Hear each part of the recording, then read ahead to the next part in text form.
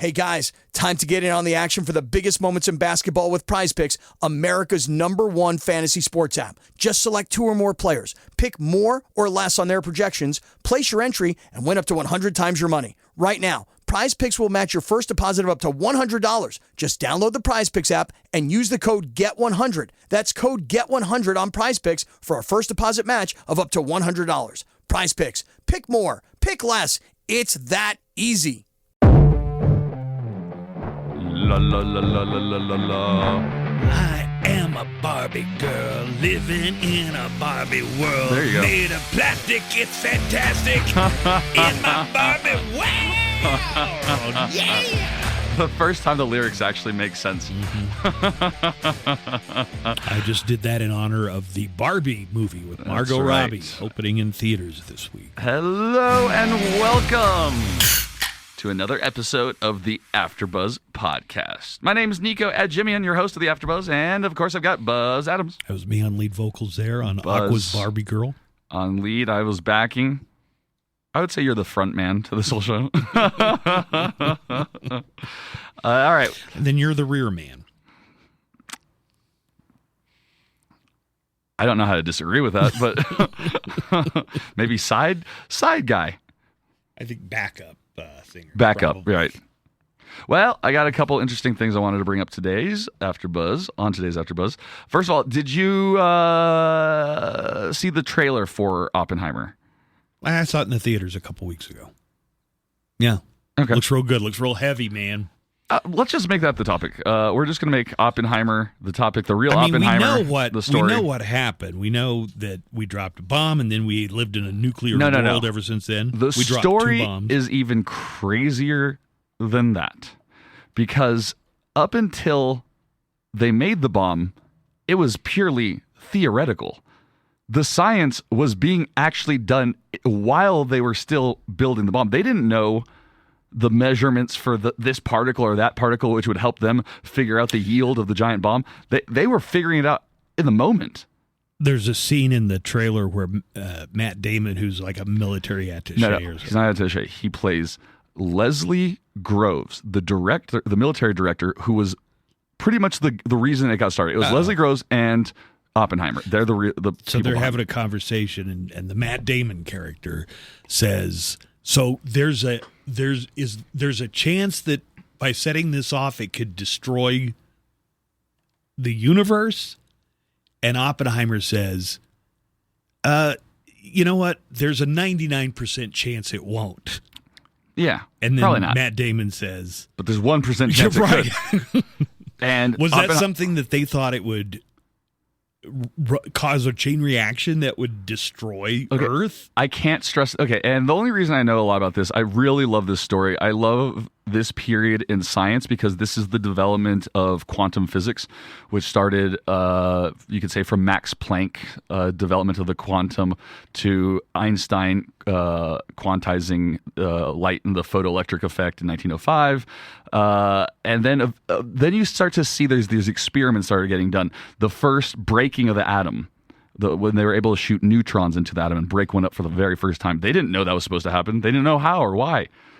And it's incredible that the science was being figured out at the exact same time that this bomb was getting built. So there's a book called The Bomb, A Life by Gerard J. de Groot. And I recommend it to anybody interested in this story. And it treats the atom bomb like a biography. It's like, where was it when it was born? Where throughout its life? So it's interesting in that respect. What were you going to say? Sorry. What was the name of the author of that book so I can write it down? Yeah, The Bomb, A Life by Gerard J. de Groot. The thing I most want to know is when he introduces himself to people, does he say, I am de Groot?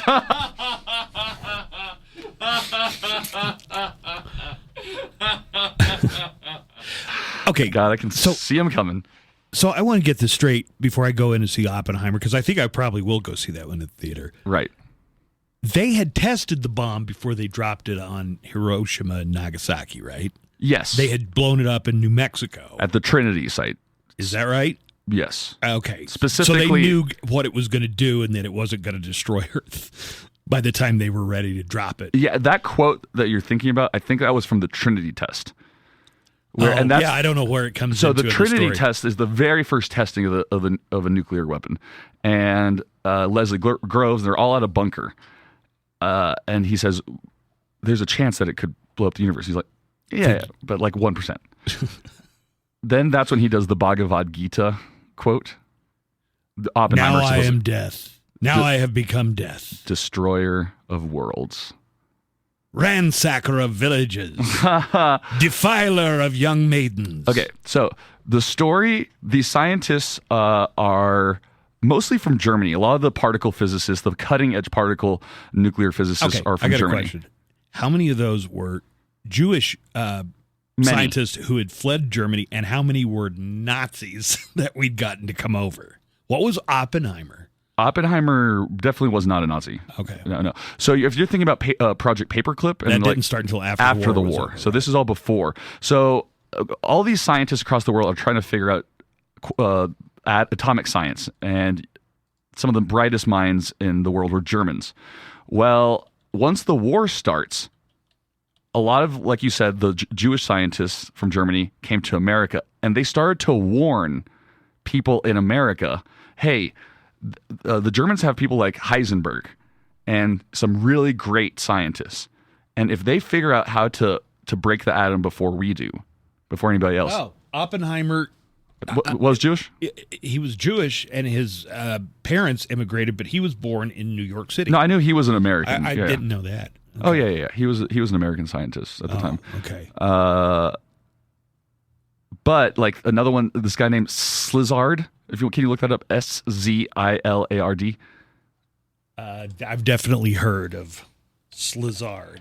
He was the one that convinced Einstein to write the letter to Franklin Delano Roosevelt, because the government thought, okay, we might want to take this seriously, but we really don't know whether we should take this atom bomb seriously. It was made up science fiction. Oh really? A bomb that's so powerful. It's going to blow up like 10 city blocks, right? Right, sure. It's going to vaporize everything within a 1.5-mile radius or whatever. It sounded the like science specs fiction. are. And so they couldn't get the United States government to take it that seriously yet, until they got Einstein to write the letter to FDR. And it was signed by Slizard and several other of these prominent scientists. So they convinced the government, we need to do this. And the government, if we don't do it, those effing Nazis are going to beat us to it. Right.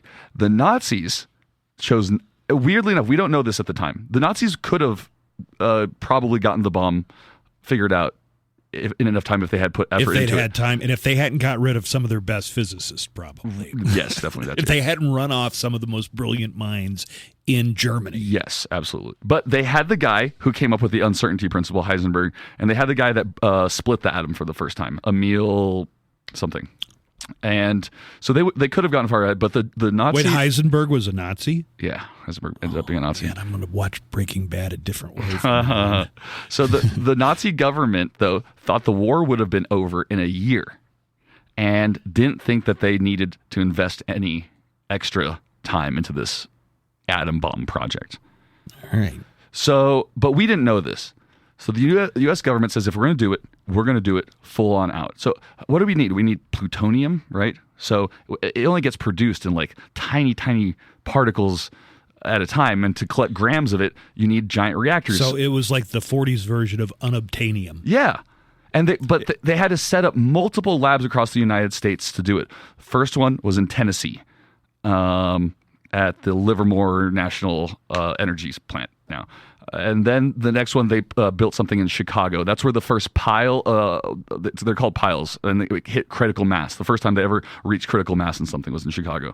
And all across the United States, they were just pooling these resources to get it done. And Oppenheimer was the one to really direct it. He was the one to hire the scientists. They said, let's get Los Alamos, this little city full of scientists, to just focus on this shit. When they were developing Oppenheimer and the other scientists, and Einstein, even though he didn't have a direct hand in it, he definitely brought it to the attention of FDR. Right? He did. Einstein, unfortunately, though, was already moved on in his scientific career to other types of things, so he wasn't really part of what this. What I'm going to ask are scientists like Oppenheimer and Szilard and Einstein, did they think that the U.S. government's plan was to actually drop these on a populated area, or do you think they felt like, oh, they're probably going to demonstrate the power by dropping it into Tokyo Harbor instead? Or that something? is an excellent question, and it's actually how this book, The Bomb a Life, ends. I think that's really the question, and I don't know how much Oppenheimer the movie is going to get into it. Was the United States morally justified in dropping 2 nuclear weapons on populated cities? So the United States will have you believe that if we had gone forward with a full invasion of Japan in the Pacific, we would have lost more people then were killed in the Hiroshima and Nagasaki attack. That's what their justification was, and Truman said at the time. Now, the book goes on to claim that no, they already had evidence that Japan was pretty much willing to surrender everything right up in that point. You can read a lot about this that was written at the time, but there is some evidence that Japan was really on the ropes and probably wasn't going to hang on for much longer, and that. Okay, so this is one thing I read at one time. If they had just made a show of force by dropping a bomb somewhere, the bomb in, like I say, in Tokyo Harbor, and then say the next one's coming for you, they might have completely given up just based on what they saw. Yes. Okay. Potentially.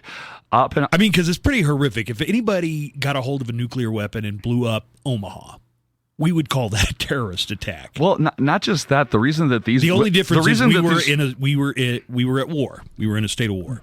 It would go beyond even a terrorist attack. These bombs. It would be the ultimate terrorist attack. So these bombs are so devastating because not of the blast that they cause, but because of the radiation that they can leave afterwards. And I think I'd heard way more people died in the days and weeks after than died in the initial blast. Absolutely, right? Completely.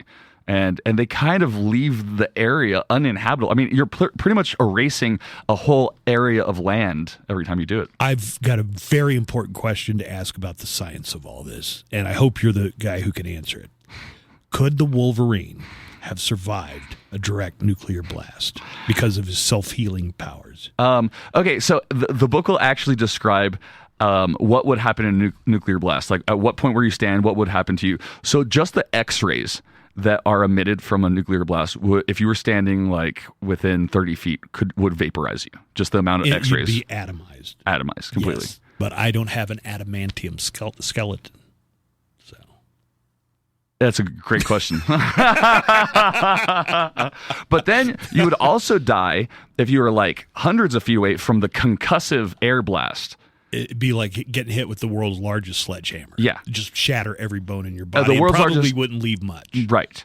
And so then there's these different levels of death depending on how far out you are from it.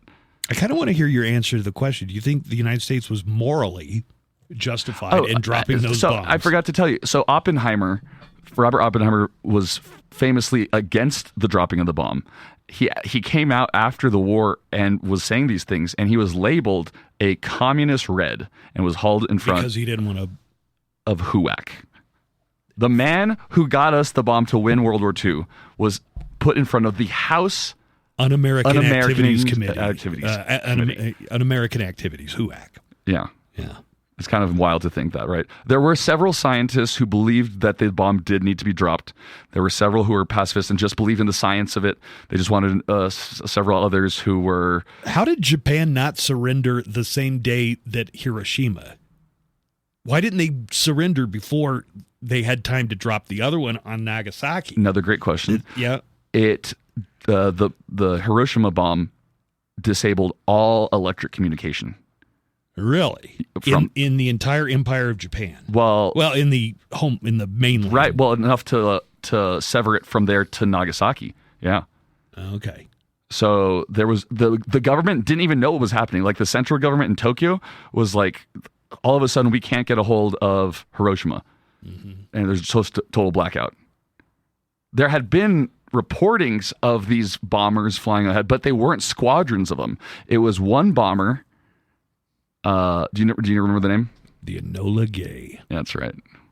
You're Enola Gay. Anyways, I think it's one of the most interesting stories in our history. I love this story. I'm so glad that Chris Nolan decided to make a movie about it because it's fucking fascinating. Do you think the movie will leave people with the question of whether we were right or wrong? We were right or wrong of using the absolutely. goddamn thing? There is no right answer to that. There is no. I personally, I think we killed so many people, innocents, and these children and women that never deserved anybody that. who was in the city. And this wasn't a military. I'm not sure how an empire not empire, but a civilization that claims to believe in human rights and be against terrorism can be completely have clean hands after dropping. But then I guess it goes to show that no country has clean hands at any point. Well, if we don't, then nobody does. Thanks for listening. Don't forget to go see Oppenheimer in theaters now, and maybe Barbie right afterwards. If you've got any questions or thoughts, let us know. Nico at KLAQ.com or Buzz at KLAQ.com. All right, talk to you all next time. Hey guys, time to get in on the action for the biggest moments in basketball with Prize Picks, America's #1 fantasy sports app. Just select 2 or more players, pick more or less on their projections, place your entry, and win up to 100 times your money. Right now, Prize Picks will match your first deposit of up to $100. Just download the Prize Picks app and use the code GET100. That's code GET100 on Prize Picks for a first deposit match of up to $100. Prize Picks. Pick more. Pick less. It's that easy.